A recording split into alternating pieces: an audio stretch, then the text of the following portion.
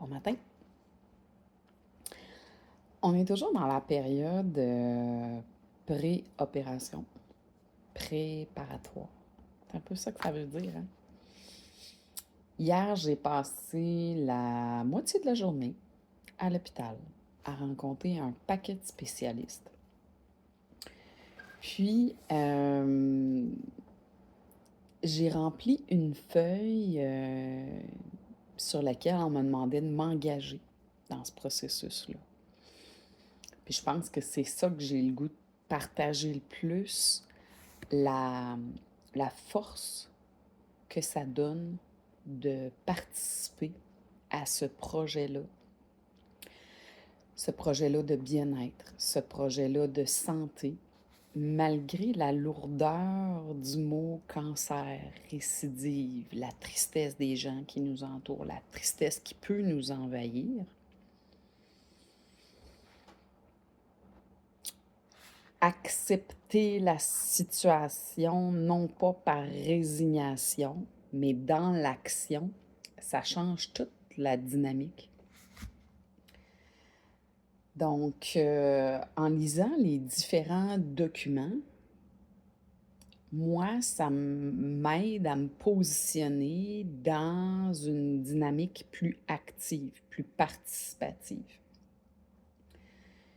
Puis, hier, donc, j'ai partagé avec l'anesthésiste les craintes que j'avais par rapport au fait que je suis quand même expérimentée en anesthésie générale, puis j'aime pas tant ça, les effets que ça me fait. Fait que j'y ai partagé ce que j'ai aimé, ce que j'ai pas aimé, puis ce que je voulais plus. Il est arrivé avec des belles pistes de solutions. J'ai trouvé ça super intéressant de voir l'ouverture. Quand on rencontre ces gens-là,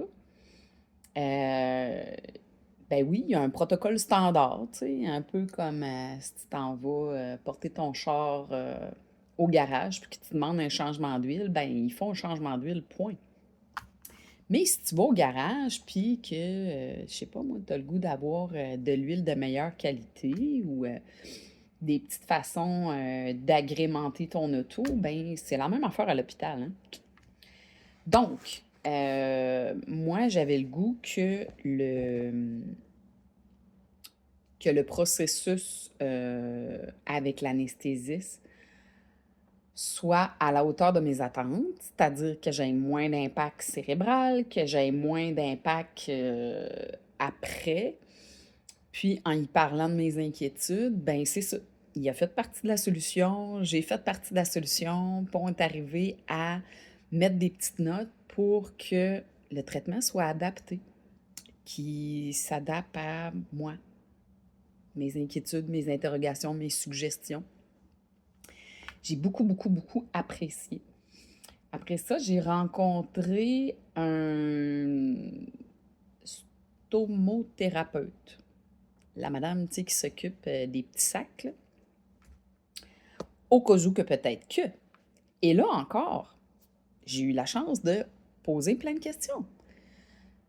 M'ouvrir à comprendre c'est quoi cette patente-là, comment ça marche, combien de temps, comment on s'installe, comment on se prépare, puis poser des questions par rapport à la bouffe, peut-être pour avoir des ressources ici à la maison, préparer des choses que je peux amener, acheter, puis congeler avant la semaine prochaine pour être prête, si ça arrive. C'est une portion des risques.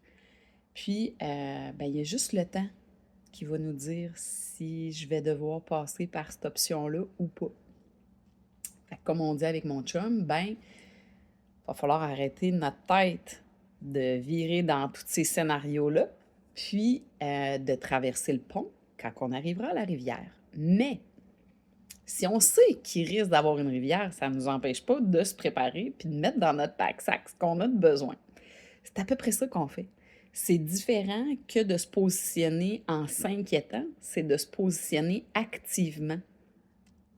Je ne sais pas si je suis claire dans mes explications, mais j'essaie de vous partager ce que j'ai appris dans mon cours sur le stress à l'université. Puis c'était vraiment, vraiment ça. C'est que dans les grosses situations désagréables, comme je m'en vais faire une chirurgie majeure qui est pas le fun, le cancer revient dans ma vie, puis il y a d'autres choses dans ma vie personnelle qui déraillent, qui dérapent, ben comment on peut se positionner là-dedans? Ça part tout de l'acceptation. C'était le grand mot que j'avais mis sur ma feuille, l'acceptation. Et l'acceptation, il y a 2 façons, cloc, cloc, il y a 2 façons de s'y prendre. Il y a l'acceptation qui est dans la résignation. Donc, on va juste accepter, se résigner, comme genre une condamnation à suivre un tunnel, puis à juste écouter les directives de la personne qui dit va à gauche, va à droite. Mais ce n'est pas un processus qui est actif. C'est un processus qui est très passif. L'acceptation, résignation. On cherche la pilule miracle, on demande aux autres de nous la fournir, on cherche des solutions faciles, on cherche des solutions rapides et on ne participe pas. On se résigne à accepter ce qu'on nous dit de faire, point final. Fait que c'est vraiment de la résignation. Quand on décide de s'en aller de l'autre bord, dans l'acceptation qui est active, ben on peut interroger les processus, se questionner, chercher comment on peut faire partie de la solution, lire, apprendre sur ce qui arrive, demander des ressources dans les lectures qu'on nous donne, que ce soit dans la maladie ou ailleurs à la bibliothèque, si on va chercher des solutions, ou avec l'intelligence artificielle, qu'on pose des questions sur qu'est-ce qui m'arrive, qu'est-ce que je peux faire. Là, on ne peut pas dire qu'on n'a pas accès à de l'information parce qu'il y en a pas mal de ressources. Hein? Moi, je viens d'une époque où on avait un dictionnaire, point final. Hein. Fait que des ressources, aujourd'hui, j'en mange, il y en a, c'est accessible de partout, c'est accessible tout le temps. Fait que je pense qu'il n'y a plus vraiment de raison d'entendre, ben je le sais pas. Hein? Ça, là, c'est vraiment une réponse drôle en 2025. Quelqu'un qui te répond, qui dit je le sais pas, ou non, j'aime pas ça, l'intelligence artificielle. Ben écoute, j'aurais le goût de dire arrive en ville, ça fait partie de la solution. Ça permet d'être actif dans la solution. Donc, pourquoi pas? Essayons-le, testons-le, regardons jusqu'où ça peut nous aider. Puis après, on décidera comment on place ça dans nos vies. Puis quand c'est placé de façon intelligente, constructif, ben pourquoi pas? Donc c'est ça, si on m'avait dit que j'étais malade comme ça à l'époque où ce que j'avais 12 ans, puis que j'avais juste un dictionnaire, ben tabarouette, ça devait être difficile d'y participer avec des médecins, un petit peu plus difficile d'accès, puis des soins qui étaient moins holistiques, qu'on pouvait interroger toutes sortes de types de spécialistes. Puis peut-être qu'il n'y avait pas cette ouverture-là. Mais là, si je reviens au spécialiste que j'ai vu hier, ben ma foi, c'est pas juste une personne ouverte d'esprit que j'ai rencontrée, c'est plusieurs personnes ouvertes d'esprit. Et mes questions, j'avais pas l'impression que c'était des questions niaiseuses. J'avais l'impression qu'ils trouvaient ça intéressant d'échanger un peu avec quelqu'un qui est actif dans le processus. N'hésitez pas. C'est ça que j'ai le goût de vous dire. Oui, j'ai eu le côté désagréable d'avoir un médecin longtemps dans ma vie qui n'avait pas cette ouverture-là, qui était mon médecin général, mon médecin de famille depuis de nombreuses années. Cette ouverture d'esprit-là, elle n'était pas là. Quand j'avais le goût d'interroger qu'est-ce que j'avais comme problématique, d'ouvrir la porte à d'autres solutions pour m'aider, il n'y avait vraiment pas cette ouverture-là. Donc, quand on rencontre des gens comme ça, ben, on a le droit d'en choisir d'autres. Fait que mon pharmacien m'a souvent aidé à avoir des réflexions sur les médicaments que mon médecin me prescrivait, puis d'évoluer là-dedans. Donc, votre pharmacien aussi, c'est une bonne personne pour interroger vos processus, vous aider à faire partie de votre solution active. J'étais après lire un livre, hyper intéressant, puis, il parle justement de la réhabilitation. Puis quand je me prépare dans ce processus-là de façon active, ben ça touche la préparation, comme genre, organiser la maison, préparer la bouffe, préparer les espaces pour que je puisse, mieux dormir, mieux me laver, mieux bouger, mieux m'asseoir, puis préparer un peu, tester les espaces parce que je vais avoir une mobilité un peu réduite pour un certain temps, puis avec un peu plus de douleur, plus de difficultés. Donc, c'est ça que je t'apprends préparer dans ma préparation. Jaser avec les gens à l'hôpital, ça m'a préparé mentalement à comment ça va se passer ce moment-là et le un petit peu après. Puis, dans mon livre, on parle de la réhabilitation, le après.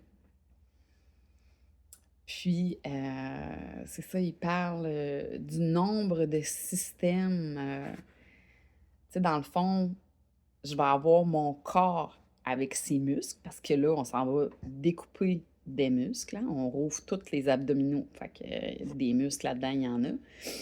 Puis, après ça, recoordonner les mouvements, hein, parce que quand je vais revenir ici à la maison et là-bas, ben, il y a les mouvements du corps, pour, les intestins, les selles, mais il y a aussi le fait que tu es longtemps en anesthésie, donc il y a aussi la remise en action un peu du corps en général. Puis après ça, ben, de replacer le mouvement de la marche, du redressement, puis tout ça. Fait que je trouvais ça intéressant qu'il parlait de ça, de la coordination des mouvements. La régénération des structures cellulaires, hein, parce qu'à l'intérieur, ben, il y a des affaires qui vont avoir été coupées, il va falloir que ça se reconnecte, il va falloir que ça se retravaille, il va falloir que ça se ressoude, que ça se recolle, que ça cicatrise. Fait que c'est un petit peu ça que ça me faisait penser, la structure cellulaire.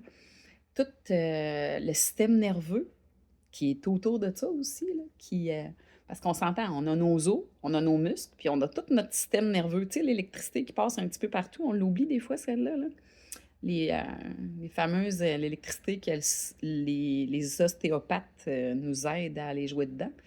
Moi, je connaissais pas ça avant de découvrir, mon ostéopathe, mais, maintenant, je catch, très bien que cette enveloppe-là d'électricité, un peu comme celle qui est sous le capot de notre auto, elle est vraiment importante et souvent incomprise, négligée et sous-estimée dans le trio de la patente.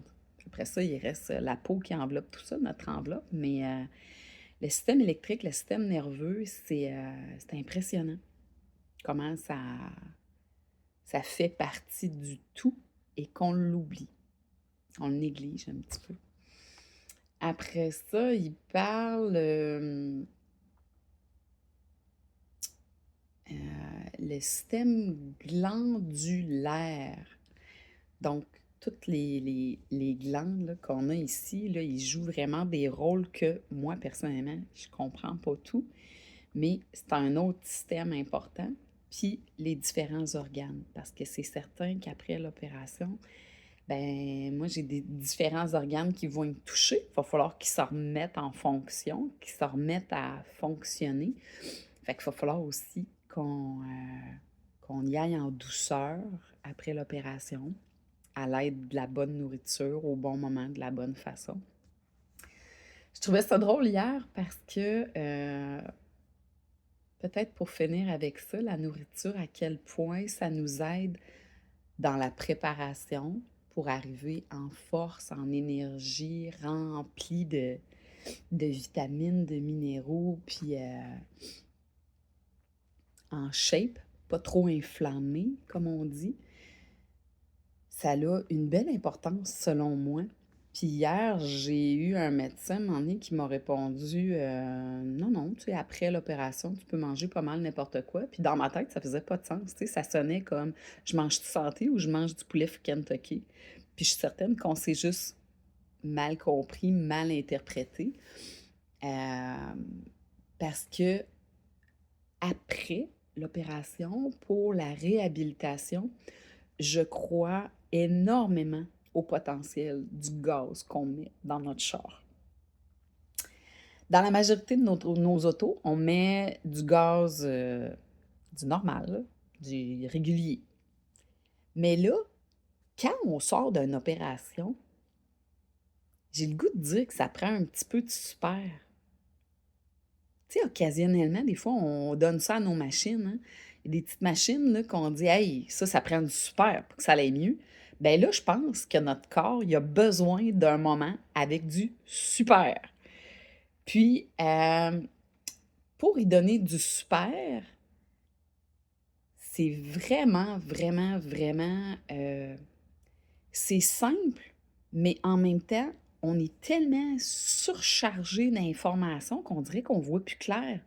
Qu'est-ce qui est super, qu'est-ce qui est pas super? Tu sais, c'est-tu la mode des cétos? C'est-tu la mode des hyperprotéines? C'est-tu la mode des bio? C'est-tu... Tu sais, il y a quand même plusieurs modes, là, puis il y a quand même plusieurs sortes de régimes. Puis tu sais, d'essayer de voir clair là-dedans pour, quand je dis donner du super à votre corps, qu'est-ce que ça veut dire? Je vais-tu être plate si je dis que, ben moi, ce qui m'inspire peut-être la plus simple des choses, c'est, tu sais, l'assiette du guide alimentaire canadien là, qui a été remis en images, là. Des fois, je dis à mes petits-enfants, tu sais, ton assiette, là, ben, dans le guide alimentaire, il y en a une moitié que c'est des fruits, des légumes. Il y en a un quart, une belle protéine, tu sais, une bonne viande, des œufs, quelque chose de le fun, une belle protéine. Puis l'autre, des bons grains. Mais, fait qu'au-delà de tout le chiard de trop complexe de dire je m'en vais dans le bio, ou je m'en vais céto, ou je m'en vais full protéine, ou je m'en vais ci, je m'en vais ça,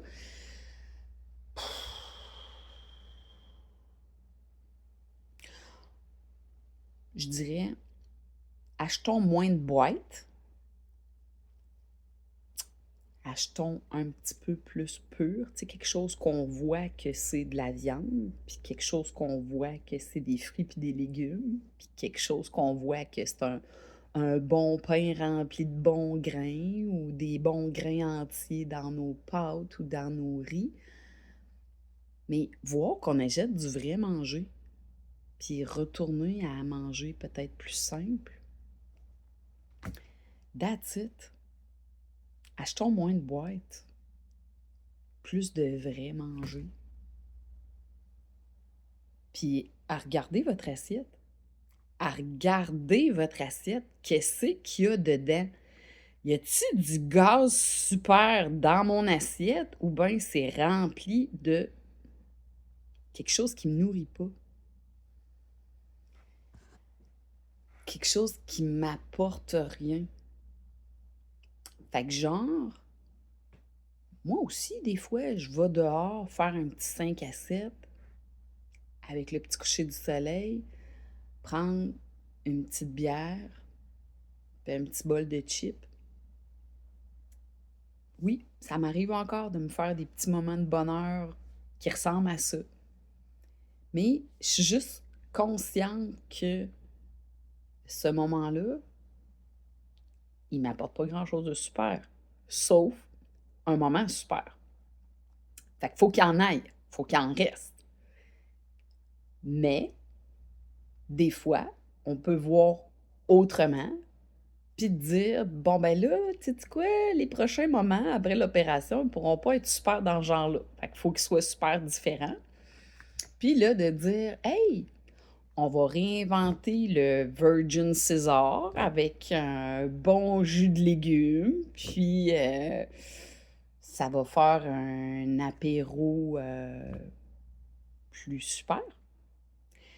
Puis pourquoi pas trouver un bon petit biscuit. J'ai trouvé des petits grissols, là, des grands grissols de grains avec un petit humus. Tu sais, prendre le temps de trouver de quoi qui va être festif, le fun, pour créer un moment super qui va me donner des super aliments pendant ce moment-là, ça se prépare, hein? Fait que le gaz super, non, il arrive pas dans le décor de façon facile. Il se prépare parce que ça passe par le changement. Fait que, c'est ça.